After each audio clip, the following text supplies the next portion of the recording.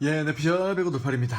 11월 8일에 흥국생명 2라운드 첫 경기가 있었는데 통장팀에게 3대1로 승리를 했는데 역시 굉장히 어렵게 이겼습니다. 그래도 승점 3점을 따내는 값진 승리였기 때문에 공지사항으로 업로드를 하기가 좀 어렵다고 말씀은 드렸는데 값진 승리를 했기 때문에 간단하게나마 간단해질지 모르겠어요. 팀의 활약상을 좀 살펴보기 전에 이번에 제가 지금 제목이 썼잖아요. 옐레나 동정론 확산이라는 제목을 썼는데 그게 무슨 말인고 하니 옐레나가 그동안 지난 시즌과 이번 시즌 1라운드 동안 멘탈 기복이 심해가지고 안 좋은 평가를 많이 받았습니다. 그런데 최근 들어서 오히려 옐레나가 멘탈이 흔들려서 감정 기복이 있어가지고 조금 화내고 좀 의기소침해지고 이러는 게 오히려 귀엽다, 이해가 간다, 이런 동정론이 확산하고 있어서 조금 살펴보도록 하겠습니다. 그래서 댓글을 그냥 요즘 시간이 없어서 간단하게 한 페이지만 좀 보도록 하겠습니다. 자, 빡치는 게 이해가 간다니까 크크크크, 이젠 나도 갱 웃겨 크크크, 분노표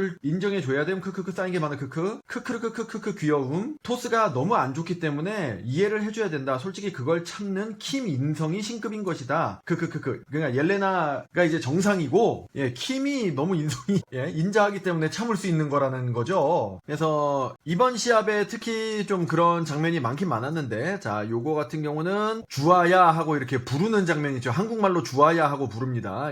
본인이 이제 언니기 때문에 반말로 부르는 장면인데, 이게 어떤 때냐면은 둘이 주아가 2단 연결을 하는데, 물론 2단 연결을 세터만큼 정확하게 할 수는 없지만 그 정도는 아니더라도 상식적으로 해야 되는데 되게 후위 뒤에서 올려줬단 말이에요. 그런데 백어택 토스를 했어요. 백어택 토스는 세터도 하기 힘든 건데 게다가 뒤에서 올라오는 건 어렵잖아요. 그러니까 이런 때는 그냥 언더 토스라도 괜찮으니까 전위에 있는 옐레나한테 그냥 근처에만 대충 올려줘서 뭐 연타 처리를 하든지 뭐 그런 식으로 했어야 되는데, 약간 좀 기초적인 거죠. 이건 기술적인 문제가 아니라 잠깐 조금 그걸 둘이 주아가 모르진 않겠지. 그렇지만 너무 당황해서 오랜만에 또 선발 출장이지 않습니까? 그래서 엉뚱한 플레이를 해서 주아야 하고 그 뒷말은 잊지 못하는 그런 모습이었습니다. 요거는 또 벤치에서 생각이 잠긴 모습도 있어요. 그래서 우리 옐레나의 멘탈 관리사를 자청하는 이렇게 단자형, 그리고 이런 거, 그리고 요거 같은 경우는 레이나 도고쿠상하고 공중에서 충돌을 하는 장면이거든요. 요거는 또 너무 심하게 화낸 거 아니냐라는 좀 댓글이 좀 많이 있긴 있더라고요. 딴 건 이해하지만, 그러니까 왜냐면은 도고쿠상도 열심히 하려다가 부딪힌 건데 너무 조금 속된 말로 야린다, 뭐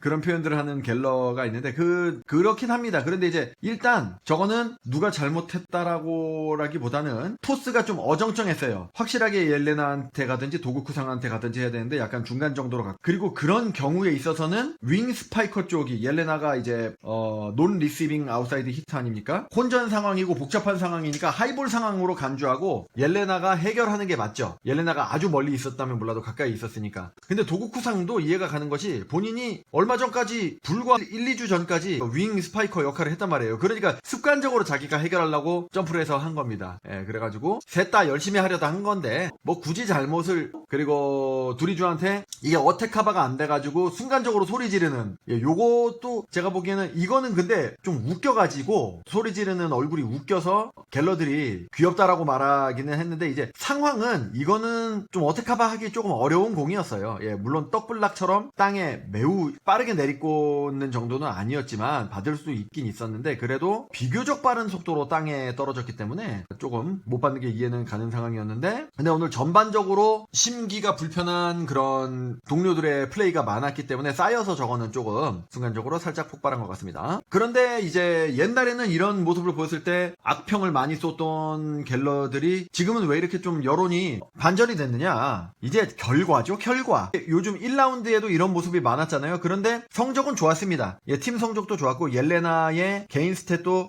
괜찮았습니다. 작년 같은 경우는 옐레나의 멘탈이 흔들림으로 인해서 시합에 안 좋은 영향, 본인의 경기력이 떨어져서 시합을 지는 경우가 많았거든요. 특히 이제 챔피언 결정전 때도 리버스 수입하는 과정에서 옐레나의 범실이라든지 부진이 많은 영향을 끼쳤습니다. 그러니까 화를 많이 냈던 것이고요, 팬들이. 올해는 이렇게 화도 내고 멘탈도 안 좋아지긴 하지만 그래도 그 분노를 약간 경기력으로 승화시켜서 잘 하는 경우도 있었고, 아니면은 단자 형님이 진정을 잘 시켜서 그런지 멘탈 관리를 받은 다음에 다시 나와서 침착성을 되찾는 경우도 있었고, 그래가지고 다 개인적인 기록이 좋았습니다. 단 한 번 이제 정관장 때만 조금 안 좋은 영향이 있었을 뿐, 뿐 나머지 7번의 시합 중에서 6번은 잘했기 때문에 귀엽다는 평을 듣는 것 같습니다. 요 정도로 하고요. 그리고 이번 시합은 면팀장도 굉장히 잘했거든요. 공격 성공률이 거의 40%에 육박할 정도로 굉장히 잘했기 때문에 뭐 다루면 좋겠지만은 제가 말씀드렸다시피 시간이 없기 때문에 그냥 짤 하나만 보고 가겠습니다. 그동안 시합이 잘 안 풀리면은 단자 형님 멘탈도 흔들렸거든요. 그러면은 그거를 김태희 통역사가 그거를 또 멘탈 관리사 역할을 했었는데 지금은 면팀장이 너무 잘해주니까 단자 형님이 이제 온화한 미소,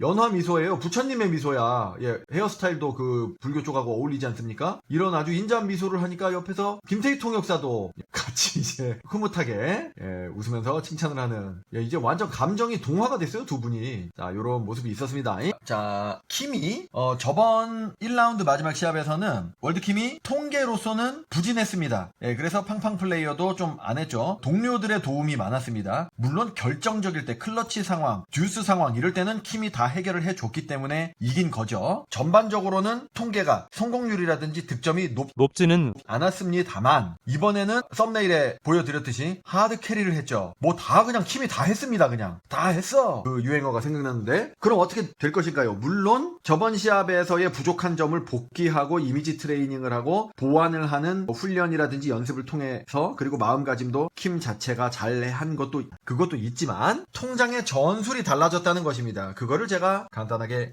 이거 양상이 길어지네. 간단하게 하려고 그랬는데 어떻게 통장의 전술이 달라졌길래 킴의 스탯이 확실히 달라지고 하드 캐리를 하면서 팡팡 플레이어까지 할 수 있었던 것일까요? 그거를 말씀을 드리면 일단 한 짤로 정리를 할 수 있는 거는 요 기록지라고 볼 수가 있겠습니다. 자, 보십시오. 좀 이상하죠? 아베크롬비보다 표장군의 우리 스은듀 곤듀 표장군의 점유율이 더 높죠? 이상하죠, 그죠? 원래 이제 그 외국인 트라이아웃 용병이 있으면은 통장팀 같은 경우는 아베크롬비의 그 공격력의 의존도가 굉장히 높은데 점유율이 더 낮아졌습니다. 성공률은 높은데 오히려 성공률이 낮은 표승주에게 점유율이 더 그리고 황민키도 아베크롬비 표승주에 이어서 제3 옵션인데 3 옵션인 거에 비해서도 거의 20%에 육박하는 점유율. 아퍼짓 아베크롬비보다는 아웃사이드 히터인 한국인 황통키 그리고 표장군에게 많은 공을 올려줬다는 것입니다. 자, 이게 우연이라고 볼 수가 없습니다. 우연이거나 아니면 세타가 단독으로 폼푼이 주전이니까 폼푼을 얘기를 하자면 폼푼이 단독으로 저렇게 결정하질 수는 없습니다.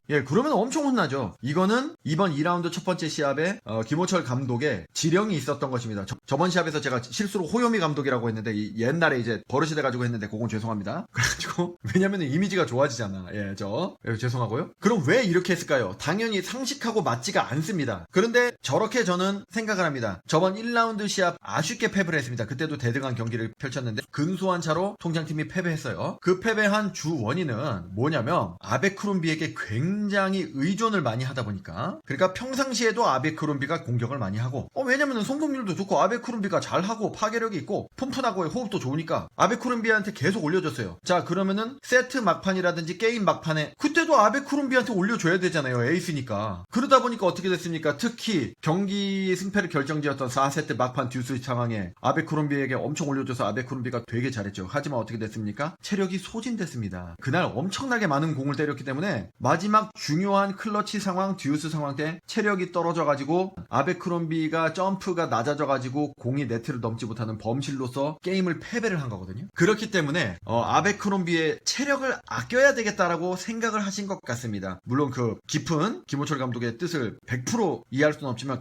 저는 그렇게 해석을 해요. 체력을 좀 아껴뒀다가 결정적일 때는 아베크롬비에게 또 의존을 해야 되니까 미리 체력을 빼놓아서는 안 되기 때문에 평상시에 공을 적게 줬다고 생각이 됩니다. 자세한 스탯을 보시면요. 일단 퀵오픈을 볼게요. 표장군이 29개의 토스를 받았고 황민키가 16개의 토스를 받았습니다. 아베가 11개밖에 못 받았어요. 그러니까 약속된 플레이, 평상시 플레이 때 공을 거의 안 줬다는 거죠. 체력을 아끼겠다는 거죠. 그러니까 참고로 퀵오픈은 서브 리시브가 잘 돼서 세터가 처리하기 쉬운 공이 왔을 때 주는 걸 말합니다. 주로 약속된 플레이가 퀵오픈에 속합니다. 토스긴 오픈 토스인데 빠르게 쏴준다는 거잖아요. 특히 이렇게 윙스파이커 같은 경우는 C 코스로 C 속공을 쏴주는 겁니다. 그러니까 보통은 이럴 때 에이스에게 줍니다. 그런데 에이스에게 오히려 안 주고 나머지 두 사람에게 줬다는 겁니다. 그래서 표장군이 최근에 그거 있잖아요. 잘라 들어가는 이동시간 차라고 아시죠? 주로 월드킴이나 김미연이 많이 했었던 플레이. 그거의 성공률이 굉장히 높았습니다. 그거는 저번 시합 때도 높았어요. 그래서 이번 시합 때 주로 많이 썼던 것 같습니다. 있습니다. 그런데 그게 이제 퀵 오픈으로 분류되기도 하고 안쪽으로 많이 파고들면은 이동시간차로 확실히 분류가 되는데 바깥에서도 이동시간차로 분류가 되기도 하고 아니면은 안쪽으로 많이 안 잘라 들어오면은 퀵 오픈으로 분류가 되기도 합니다. 자, 어쨌거나 그래서 성공률이 높았는데 아베크롬비는 오히려 성공률이 떨어졌어요. 이게 이제 제가 영상을 지금 첨부해서 보여드리진 못하는데 시간이 없다 보니 우리가 저 네이버 가면은 플레이 하나하나가 기록이 다 돼 있습니다. 어느 게 퀵 오픈이고 어느 게 오픈이었는지. 그래서 퀵 오픈을 살펴봤는데 퀵 오픈 같지 않은 퀵 오픈이 많았습니다. 약간 하이볼성 또는 부정확한 토스 이런 게 많았어요. 주기 쉬운 거는 표장군하고 황민키한테 많이 주고 어려운 상황일 때 그러니까 오픈 같은 퀵 오픈이었습니다. 자, 그걸 아시고 그래서 성공률이 많이 떨어진 겁니다. 후위를 보시면은 후위가 100% 아베크롬비만 후위를 했죠. 다른 팀들은 아시아 쿼터라든지 그런 데서 백어택을 할 수 있는 자원이 있고 뭐 클러치박이라든지 뭐 이렇게 백어택을 할 수 있는 한국인이 있습니다. 그런데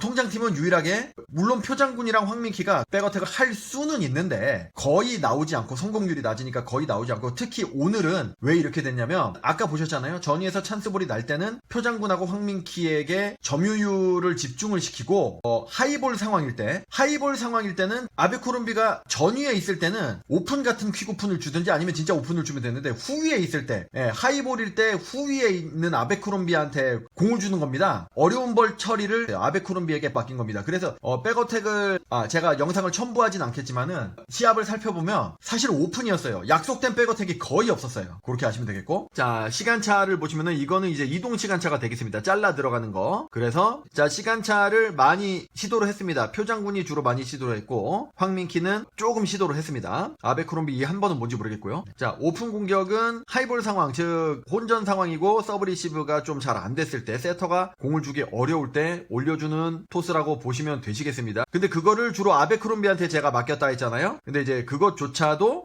표장군이 좀 제일 많습니다. 그러니까 전위에 있을 때는 오픈 토스조차도 표장군이나 황민키한테 주로 주고 아베크롬비가 전위에 있을 때는 뭐 아베크롬비한테 주기는 좋겠죠. 정리하자면 오픈, 퀵오픈 둘 다 총 개수는 한국인에게 집중이 되었고 아베에게 약간 올라간 공은 대부분 오프. 그런데 이게 사실은 약속된 플레이라도 조금 토스가 불안하고 조금 느리거나 하면은 오픈으로 분류되는 경우도 있고 뭐 이렇게 되기는 합니다. 좀 복합적인데 어쨌거나 아베크롬비는 시도가 적었다. 그렇지만 되게 잘했다. 아베크롬비는 성공률이 지금 보시다시피 오픈이 56%니까 어려운 공 처리를 56%나 해줬다는 거거든요. 그러니까 표장군은 20%잖아요. 보시다시피 낮잖아요. 황민키도 35% 정도 되고 그리고 후위도 아베크롬비가 45%니까 이거는 뭐 굉장한 겁니다. 그냥 굉장히 잘했다. 자 약간 얘기가 길어졌는데 표장군과 황민키에게 공격을 많이 집중을 했다 그랬잖아요. 그러면은 위치를 어떻게 해야 됩니까? 많이 줘야 되니까 표장군과 황민키가 그 앞에 낮은 블러커 쪽으로